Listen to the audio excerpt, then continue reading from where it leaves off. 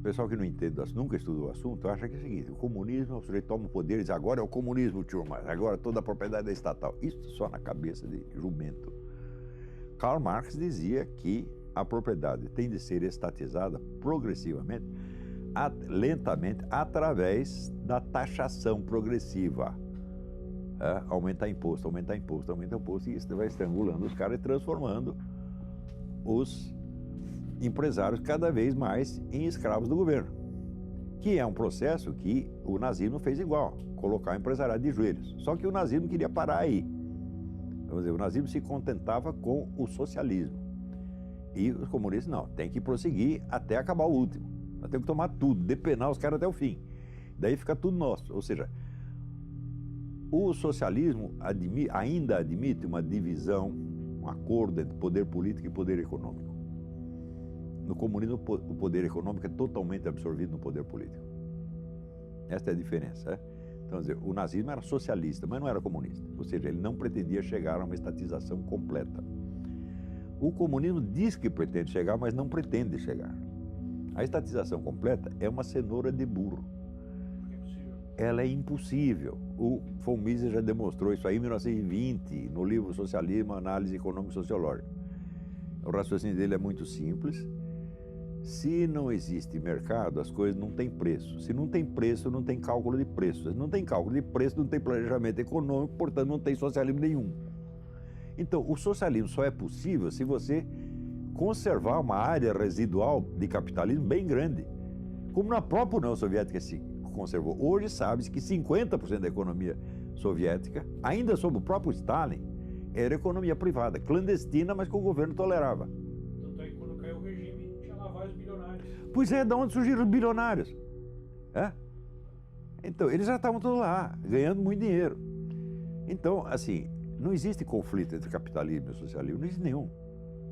Capitalismo, sabe o que quer dizer capitalismo? Quer dizer economia. Só existe economia. Existe economia feudal,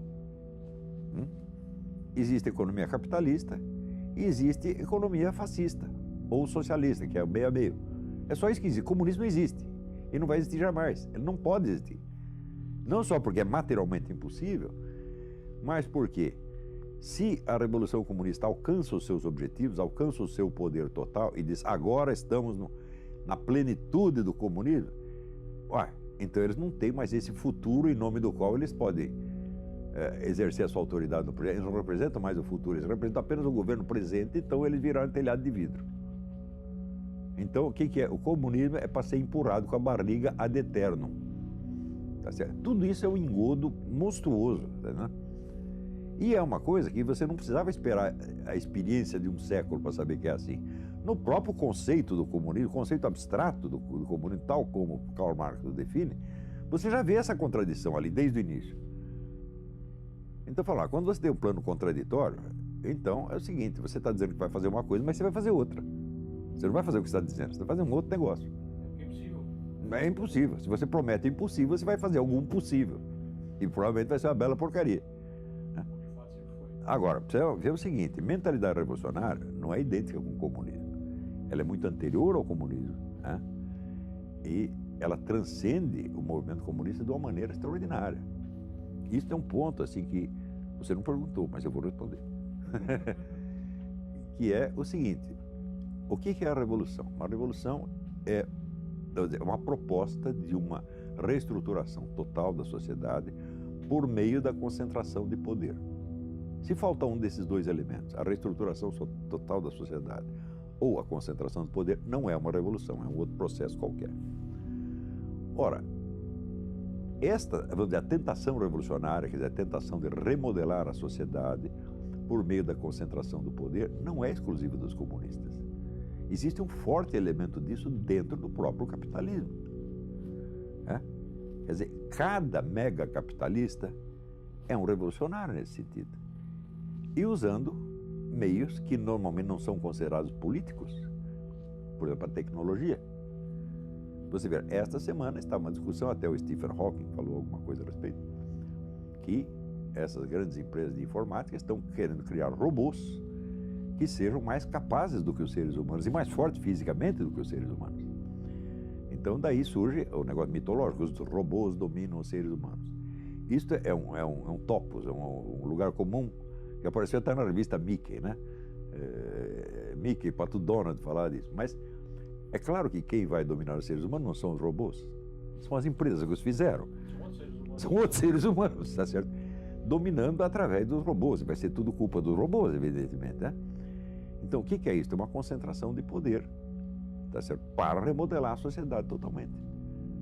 Agora, o pessoal pensa que o movimento comunista se define por uma ideologia, né? Eu digo que vocês estão loucos. Nasceram ontem, não estudaram nada, absolutamente nada. O movimento comunista já trocou de ideologia 1 bilhão de vezes, né? Se você ver, Karl Marx começa dizendo que o movimento socialista é a expressão do interesse objetivo do proletariado. Passados 100 e poucos anos, o teórico novo do movimento comunista, Ernesto Laclau, diz o seguinte: a propaganda do partido cria a classe social que ele em seguida vai representar. Eu digo, ué, é teoria inversa, mas ela continua com o mesmo nome, continua sendo marxismo. Isto é próprio do pensamento dialético, converter-se no seu contrário quantas vezes for necessário. Então, quando você estuda a história, você vê que o comunismo não é uma ideologia de maneira alguma. O comunismo é uma cultura, né? E os laços que prendem o sujeito a uma cultura não são laços intelectuais de uma doutrina a que ele adere, né? São laços de familiaridade, de lealdade pessoal, laços simbólicos, afeições, gestos rituais, emocionais, etc, etc. É por isso que você não pode convencer um comunista. É a mesma coisa, eu vou pegar um índio do Xingu e convencer ele a ser, sei lá, um aborígene australiano. Você não vai conseguir, né? Eu vou pegar o japonês e convencer ele que ele é um italiano. Não dá para fazer isso, né?